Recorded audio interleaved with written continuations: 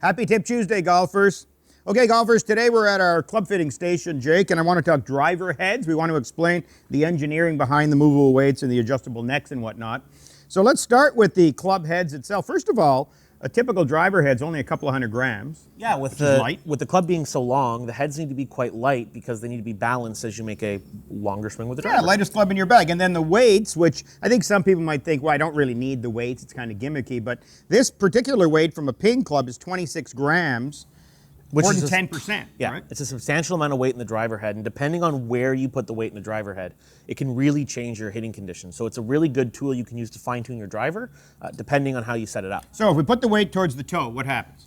If you put the weight towards the toe essentially is heavier, so it lags a little more through impact. Because the toe is heavier, it tends to leave the face open a touch as it rotates around the shaft, and it'll give you a small amount of fade bias. Yeah, and then in the heel? It'll make the heel heavier, so now the head wants to rotate around the shaft more quickly, and as a result, you wind up having a little more draw bias. It helps you square the face. Quite a bit. I know with Cobra, with the LS head, you're talking with the weight in the toe on the LS head, about 4 yards of fade bias, and with the LTD Max head, with the weight in the heel, the heavier weight, you can get how many, it's 15 total, isn't it? Yeah, it's up to 11 yards draw bias with the weight in the heel on an LTD Max head. So depending on which head you choose and where you set up the weights, there's a 15-yard difference in shot shape. Half a fairway. Right away, and then, when you fine-tune that even more with the hosel settings, we can talk about a lot more yardage again. Yeah, so what happens in the hosel? So we a lot of times we'll talk either being more upright or flat, Yes. which tends to send the ball a little in that direction or a little in this direction, correct? Yeah, when the toe is more upright, it tilts aloft,